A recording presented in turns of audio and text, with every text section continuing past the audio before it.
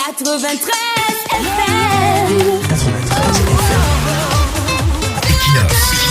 Radio.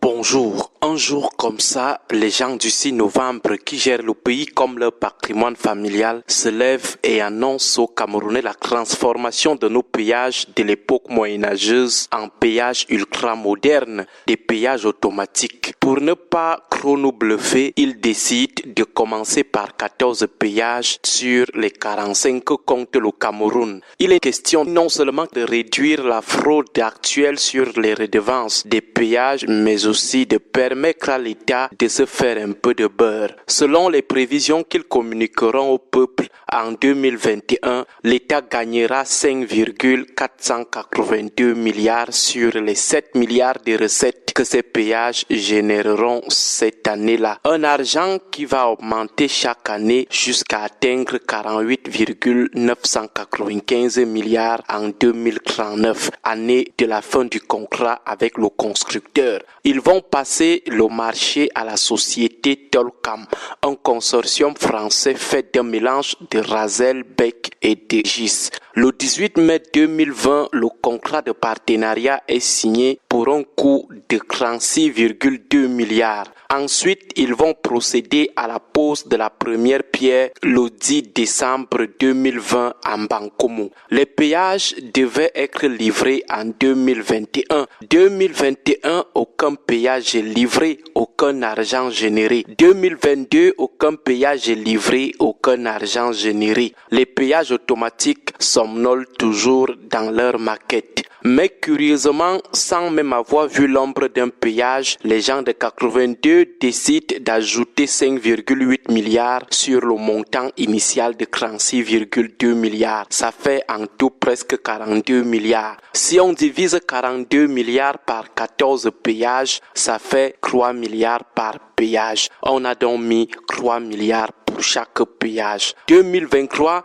on a commencé à observer le démarrage des travaux. Nous avons décidé de fermer notre bouche qui parle de tout et de rien. Question de voir ce que les gens là allaient nous sortir comme péage automatique. Ces jours, nous avons réalisé que finalement, les fameux péages sont sortis de terre. Chacun de nous peut donc déjà faire sa propre évaluation. D'abord, le rapport entre ce qu'on voit là et les montants débloqués. Ce qu'on voit là ressemble-t-il à quelque chose qui a pris 3 milliards? 3 milliards, c'est 1000 millions 3 fois. Il y a quoi de 3 milliards là-dedans? Les hangars, les petites guérites des sentinelles, les feux rouges ou alors les barres de fer des barrières de pluie. Qu'est-ce qui a finalement coûté 1000 millions 3 fois sur chacun de ces péages?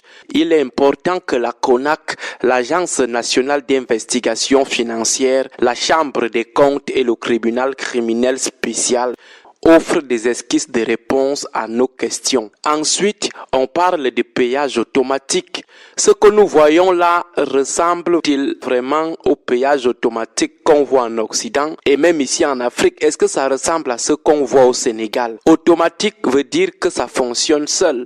On n'a pas besoin de solliciter l'aide d'un être humain. Une autre curiosité, quand on va finir de construire l'autoroute Yaoundé-Douala, ce qui va complètement réduire le trafic de cet axe qui tombera en désuète, finalement, on va faire comment pour gagner tous ces milliards qu'on compte engranger et mobiliser pour payer le loyer de 195 milliards aux fabricants de ces péages? Va-t-on, le moment venu, quand l'autoroute sera prête, démonter ces péages et aller les mettre là-bas? Si l'autoroute sera livrée d'ici là, pourquoi n'avoir pas attendu cette route pour installer une fois ces péages là-bas au lieu de faire des dépenses inutiles? Ou alors c'est une façon pour nos gens de nous dire que nous allons encore utiliser la vieille route-ci jusqu'en 2039, date de la fin du contrat avec les Français. Une manière de nous dire que même en 2039, nous n'aurons pas toujours d'autoroute. Autre chose, les Français de Tolkam, au bout de 15 ans, engrangeront un bénéfice de 143 milliards. L'État du Cameroun ne pouvait-il pas injecter lui-même 42 milliards et gagner aussi ce bénéfice de 143 milliards en 15 ans?